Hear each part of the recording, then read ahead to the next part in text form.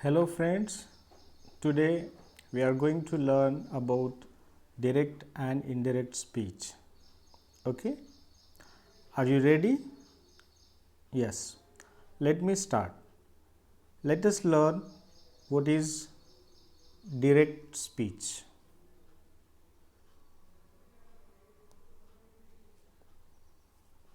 Huh.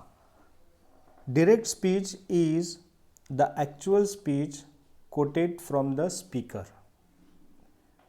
It means it is a dialogue of a speaker himself. You can see here an example. Raju said, I am going to market. Here, sentence is, I am going to market. Who is going to market? Raju. So, when Raju is saying something and his dialogue is written as it is called direct speech. See, you can identify a direct speech in the sentence because it is written into inverted comma. You can see this example. I am going to market is written into inverted comma. Here you can see Raju is called a speaker because he makes a statement. Said is called the reporting verb because it reports, and I am going to market is called reporting speech, means it is a speech made by the speaker. So, when a sentence is own dialogue of a speaker himself or herself, it is called direct speech. Okay. Now, next, what is indirect speech? Indirect speech is speaker's speech reported by the third person. Here, that word reported by the third person. Remember, when instead of speaker's own dialogue, instead of making his own dialogue by himself or herself, if third person is narrating, means third person is reporting that speech, this is called indirect speech. You can see the same example. Raju said that he was going to market. Here the sentence he was going to market means who? Raju. If it is direct speech, Raju himself makes a statement like I am going to market. But if you are making or reporting what is Raju said, you are as a third person, and when a third person is narrating, this is called indirect speech. So, when you are saying to Raju, you obviously use, because Raju is third person, for him you can use a pronoun he. So, when it is third person's reporting, your statement is he was going to market.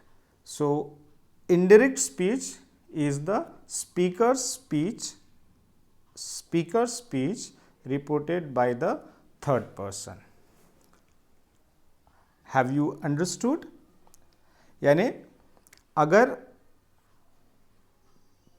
कोई तीसरा व्यक्ति, third person का मतलब होता है कि तीसरा व्यक्ति, अगर जो फर्स्ट पर्सन है जिसके डायलॉग है उसका स्टेटमेंट अपनी भाषा में कहता है, तो उसे इनडायरेक्ट स्पीच कहते हैं। जैसे राजू ने कहा, अगर राजू कहता है तो राजू कहेगा मैं मार्केट जा रहा हूँ।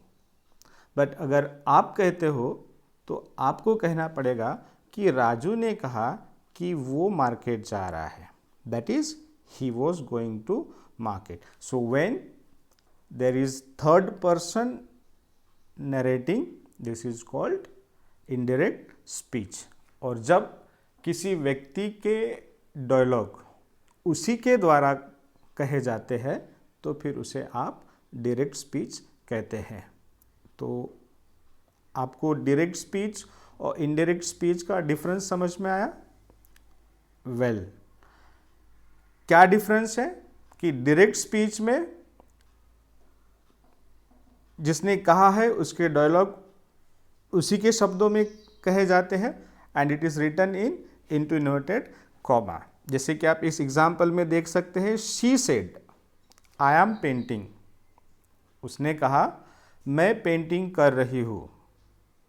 So I am painting is a dialogue of the speaker she. But जब आप इसे इनडायरेक्ट स्पीच में टर्न करते हो, जैसे आप यहाँ पर देख सकते हैं कि she said that she was painting, तो आप देखते हैं कि थर्ड पर्सन नरेटिंग किस तरह से होता है कि उसने कहा कि वो पेंटिंग कर रही थी। अगर उसी के डायलॉग होते तो वो कहती मैं पेंटिंग कर रही हूँ, और अगर आप कहते हैं तो आप कहेंगे कि वो पेंटिंग कर रही है। इसका मतलब होता है कि आप as a third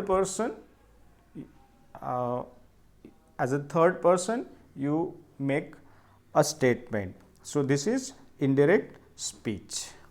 Okay, now next, see, there are some rules for direct and indirect speech. देखो कि रूल नंबर 1 क्या कहता है। What is rule number 1 says?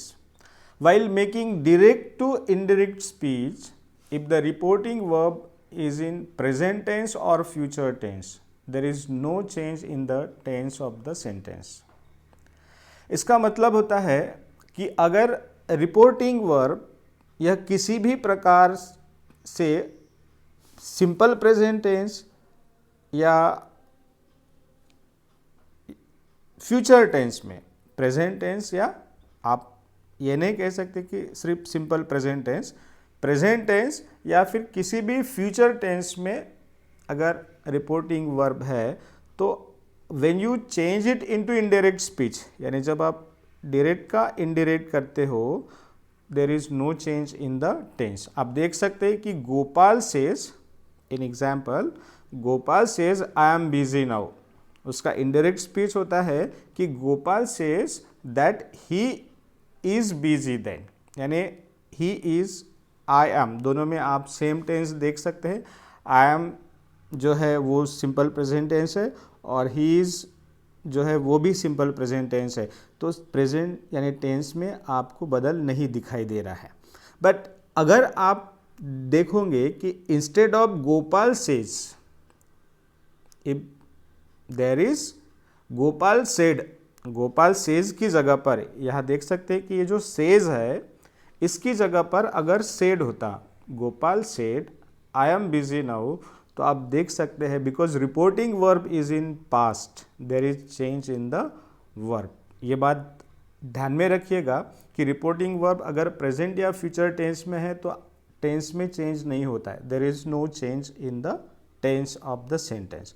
But अगर रिपोर्टिंग वर्ब भूतकाल में है तो वहाँ टेंस में चेंज होता है। तो आप देख सकते हैं कि गोपाल सेज की जगह पर अगर गोपाल सेड होता तो आपका सेंटेंस जो है इनडायरेक्ट स्पीच में इस तरह से होगा, Gopal said that he was busy then, यानी यहाँ इज की जगह पर आप क्या लगाते थे, वॉज लगाते थे। But because this is in a present tense, there is no change in the tense. Remember क्या है rule number 1? If there is reporting verb is in present tense or future tense. If reporting verb in present tense or future tense, there is no change in the tense. But if reporting verb is in the past tense, जैसे कि मैंने आपको कहा है कि अगर reporting verb यह किसी भी प्रकार से पास्ट टेंस में है, जैसे सेज की जगह पर आपको सेड दिखाई देता है या कोई दूसरा भी वर्ब जो उसके सेकंड फॉर्म में है, तो आप टेंस में चेंज करते हैं। तो टेंस का चेंज आपको अच्छी तरह से समझ में आए, इसीलिए यहाँ पर मैंने एक चार्ट बनाया है जहाँ पर आप देख सकते हैं कि डायरेक्ट स्पीच में जो टेंस है वो इनडायरेक्ट स्पीच में किस तरह से बदलते हैं। अगर आपका रिपोर्टिंग वर्ब भूतकाल में है तो रिपोर्टिंग वर्ब भूतकाल में होने पर ही ये बदल होते हैं। अगर रिपोर्टिंग वर्ब वर्तमान काल या भविष्य काल में है तो ये बदल नहीं होते हैं। तो ये बदल जो है टेंस में, जो बदल मैं आपको बता रहा हूँ, ये सिर्फ अगर रिपोर्टिंग वर्ब पास्ट टेंस में है तो ही होते हैं। तो देखिएगा टेंसेस किस तरह से बदलते हैं। See, if it is direct speech and reporting speech is in its simple present tense, तो सिंपल प्रेजेंट टेंस बदलता है सिंपल पास्ट टेंस में, present continuous tense past continuous tense में, present perfect tense past perfect tense में, present perfect continuous tense past perfect continuous tense में। यानी आप ये कह सकते हैं कि पूरा प्रेजेंट टेंस जो है वो पास्ट टेंस में बदल जाता है। बट एक बात और ध्यान दीजिएगा, अगर रिपोर्टिंग वर्ब पास्ट टेंस में है और स्टेटमेंट जो डायरेक्ट स्पीच में है, यानी आपका रिपोर्टिंग स्पीच वो भी अगर पास्ट टेंस में है, तो आप उसको रिवर्स नहीं कर सकते हैं। जैसे प्रेजेंट टेंस पास्ट टेंस में बदला है, आप पास्ट टेंस को प्रेजेंट टेंस में नहीं ला सकते। तो अगर सिंपल पास्ट टेंस है, ये नंबर 5 देखिएगा, अगर सिंपल पास्ट टेंस है तो वो चेंज होगा पास्ट परफेक्ट टेंस में, पास्ट कंटिन्यूअस टेंस है तो वो बदलेगा पास्ट परफेक्ट टेंस में। यहाँ पर और दो टेंस है, पास्ट परफेक्ट और पास्ट परफेक्ट कंटिन्यूअस, जो 7th and 8th नंबर है उसमें कोई चेंज नहीं होता है, because they are already in the deep past tense. इसके अलावा जो मॉडल ऑक्सिलरी वर्ड है, जो प्रेजेंट में आप देख सकते हैं, will, shall, can, may, must, जो कि पास्ट में चेंज होकर आएंगे, would, should, could, might and had to.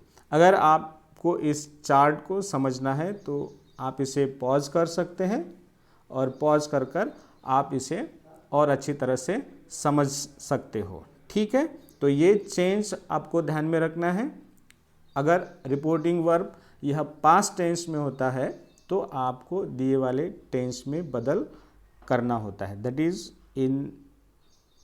Is all about reporting verb when it is in the past tense. Okay, got it. Now इसे और अच्छी तरह से आपको समझाने के लिए यहाँ पर मैं आपको और एक एग्जाम्पल एक्सप्लेन कर कर बताता हूँ। I explain you one more example. आप देखिएगा कि यहाँ पर जो एग्जाम्पल है जिसमें डायरेक्ट स्पीच में सेंटेंस लिखा है, the girl said the flower is pretty. Girls said, into inverted comma में सेंटेंस है, द फ्लावर इज प्रिटी। तो आप देख सकते हैं कि यहाँ पर जो रिपोर्टिंग वर्ब है सेड, ये कहाँ है, इसके पास्ट टेंस में है। So reporting verb is in the past. So when you change the tense of the sentence,